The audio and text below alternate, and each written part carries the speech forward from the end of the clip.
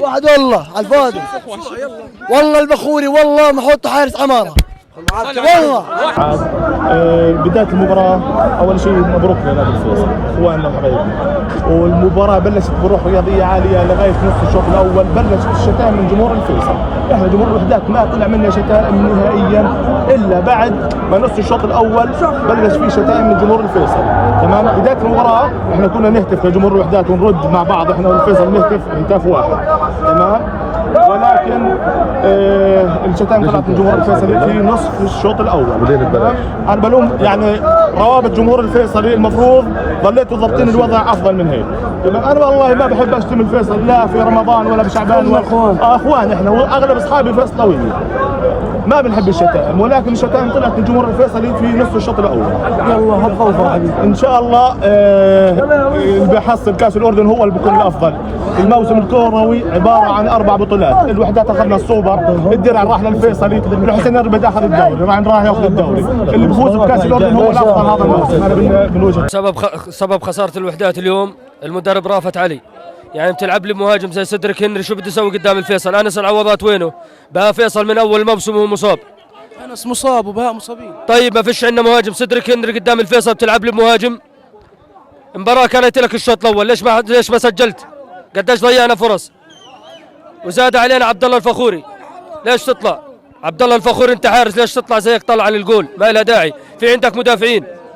بس سبب خساره اليوم بحملها للمدرب رافت علي، ما عرف يقرا المباراه من البدايه. يا اخوان بس يا اخوان، اول اشي الحمد لله، اول اشي احنا خشينا على الملعب باحترام، بلشوا يطعموا بلشوا يسبوا. ان شاء الله الحسين باخذ الدوري من وحداتي. رب العالمين قدر الله ما شاء فعل. هاي الفطبة والفوز وخسارة، بنحكي مبروك لاخواننا في النادي الفيصلي وهاردك إلنا، يعني فزنا عليهم 3-4 مرات يعني وفازوا علينا. هاي الفطبة الحمد لله رب العالمين. بالنهاية نحن فزنا 3 مرات بالسوبر واخذنا السوبر منهم 3 مباريات على التوالي، اخذنا منهم الفوز. مبروك عليهم الفوز واستحقوا الفوز نادي الفيصلي. تمام. وهذا راك إلنا، وان شاء الله جاي اعظم من الوحدات. وبتمنى يا رافت علي انك تسوي الفريق زي العالم الناس. رافت علي الفريق اللعيب ما بيلعبوا، اللعيبه تاع الملعب ما بيلعبوا، بتمنى منك رافت علي تجول من النادي. بس هم دائما بتخوزقوا، بس المره هي من نفسهم، كله إلنا وطالع. مبروك لجماهير الفيصلي وهارد لك إلنا. مش عارف والله، يعني الغلط على المدرب ولا اللعيبه بيلعبوش من اجل الشعار. يلا حظ اوفى. عبد الله الفخوري عندك بداله احسن منه ب1000 مره، عندك عبد الستار، ليش لساتك متمسك بعبد الله الفخوري؟ اول ما اجى من السعوديه عبد الله الفخوري واحد ثاني وبس. الكل بيحكي الاداره بدها تغيير، والكل بيحكي الاداره بدها تغيير. يعطيكم العافيه. اول شيء حطوا تحكيم زي العالم في الاردن، تحكيم انا رجعت فتحت التلفون وحضرت المباراه، ضربه جزاء واضحه، الحكم ليش هذا التحكيم بالمختصر يا زلمه وحياه الله. كرأفت علي انه كبداياته انه كويس، انه ما بنحكي لعيبه ما قصروا، لا بالعكس اللعيبه ما قصروا بالمره. فيش هجمتين للفيصلي اللي هم اجوا فيهم جولين، وحظنا وفروا القدم اعظم ان شاء الله. شراره وبس. تصورت مع الفخوري قبل امبارح، بس شكرا لك فخوري، مع السلامه، خلص ما في مجال. اول شيء مبروك للفيصل الزعيم، ثاني شيء شراره بس للعب، وشكرا للتحكيم. بدي احكي كلمه، احنا بشهر فضيل من ندخل بنحييهم وهم بالمثل بردوش علينا. احنا بشهر فضيل، واحنا اليوم احتمال ليله القدر 21 من رمضان، بس الله يعطيهم العافيه. انا محترم. ايش هو؟ محترم على راسي والله حبيبي. ان شاء الله خير. اول اشي بنقول هارد لك لنا، ثاني اشي بنقول الله ينصر اخواننا بغزه. امين. الله ينصرهم ويرحم شهدائهم اجمعين يا رب. والسلام عليكم. اولا واخيرا راح نضل الوحدات، راح نضلنا خلف هذا الشعار، راح نضلنا دائما نشجع الوحدات وفاهموا وحدات. نشجع الوحدات حتى نمات. إدارة الوحدات تروح، إدارة الوحدات تروح. صراحه اليوم الوحدات لعب حلو، بس ما كان محظوظ. انا بدي اقول شغله واحده، احنا اصلا زهقنا فوز على الفيصلي بالضبط، وفداهم كل الخسارات لانهم هم معودين على الفرحه، وهارد لك لجماهير الوحدات. اول شيء هارد لك لجماهيرنا الكبير العظيم، ومبروك للفيصلي. محترم حبيبي. أول شيء بسم الله الرحمن الرحيم، وبنحب نوجه تحية لشبابنا اللي في غزة، الله يرضى عليهم ويخليهم ويسعدهم ويسدد رميهم يا الله. امين. معاذ انا بحبك انت. اول شيء يعطيك العافية يا اخو معاذ، اول شيء الله يرحم شهدائنا بغزة، الف مبروك للفيصلي. فريقنا بالشوط الاول كان منيح، الشوط الثاني للاسف جدا سيء، تبديلات رأفت كانت جدا سيئة وما بنستحق الفوز بصراحة. فألف مبروك للفيصلي وهارد لك صالح راتب المطبخ روح داركم ما يضلوش في الوحدات. صالح راتب على المطبخ، روح اشلي واغسل ظبط امورك بتكون 100 والفخور امسكوا لي زياد شلبايه وابنه وامسكوا لي رافت علي الثلاث الخليط هذول وستوهم، ما يظلوا عندنا في النادي، ما خرب النادي الا هم.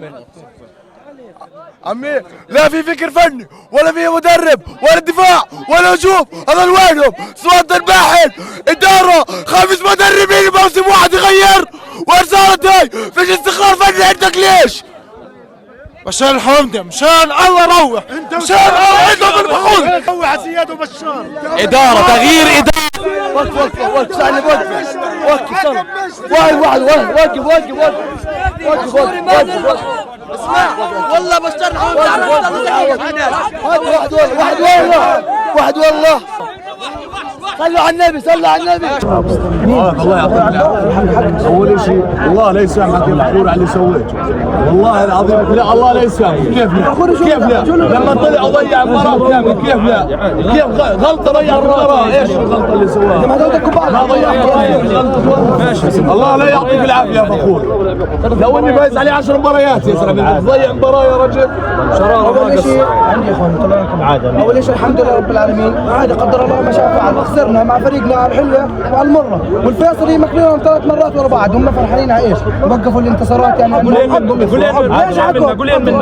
وقولين حظ كمان يعني وقولين حظ، عايش فرحانين عادي مع الوحدات دائما، على الخساره وعلى الخساره وعلى الفوز دائما مشبعنا بطولات. اول شيء احنا هارد لك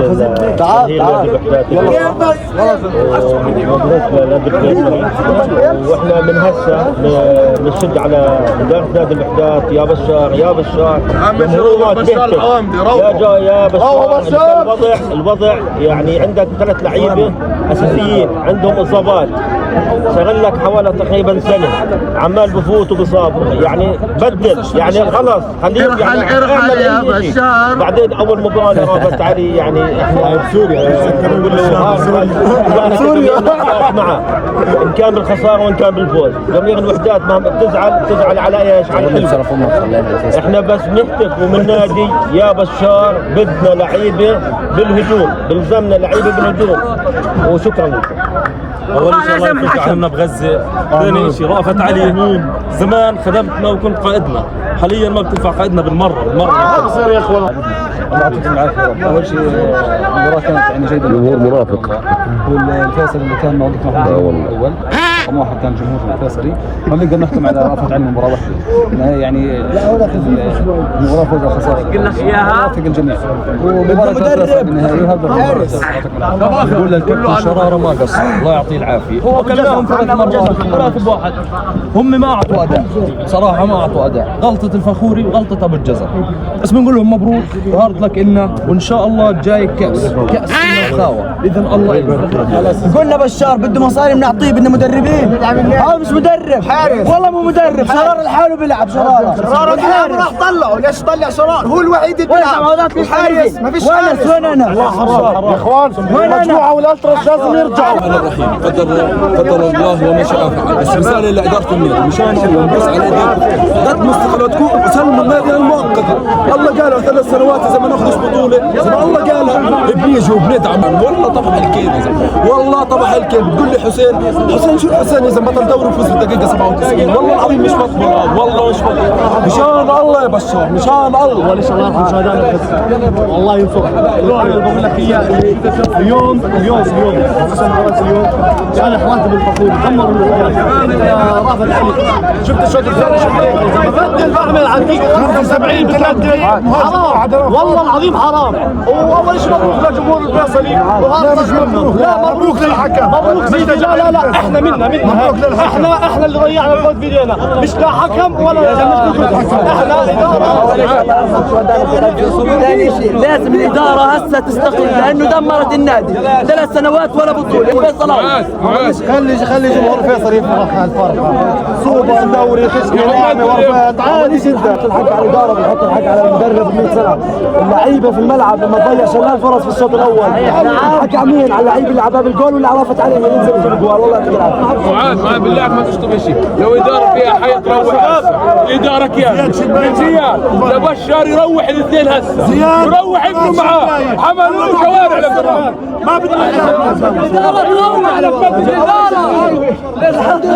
شيء عادي. بس علينا احنا مع الوحدات على الحلوه والمره.